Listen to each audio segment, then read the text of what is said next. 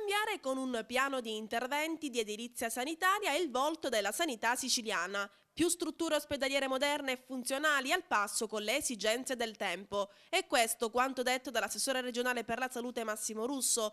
A breve, dice, saranno spesi 890 milioni di euro disponibili grazie al cosiddetto articolo 20, con i quali si costruiranno nuove strutture e verranno rimodernate quelle già esistenti. A partire dal 2011 sarà ridotto, se non eliminato del tutto, il pagamento del ticket per accertamenti diagnostici.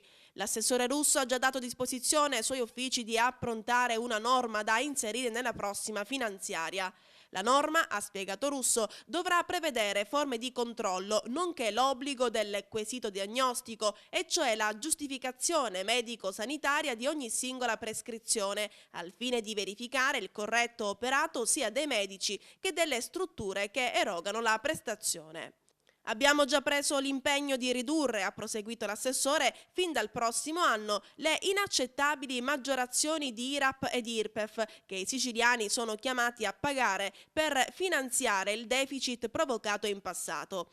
E non è finita. Nel giro di poche settimane, dice Russo, cominceremo a spendere la prima parte di quei 100 milioni di euro di fondi europei destinati all'acquisto di apparecchiature di alta tecnologia per potenziare l'offerta sanitaria in tutte le province siciliane.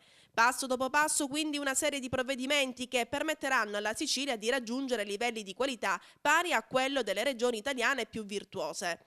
Abbiamo cambiato il metodo di lavoro rispetto al passato, dice Russo, guardando alla programmazione e alla qualità anziché all'improvvisazione e agli interessi di bottega. I cittadini capiscono che finalmente la politica, quella con la P maiuscola, si preoccupa di amministrare il denaro pubblico con l'obiettivo di salvaguardare l'interesse comune.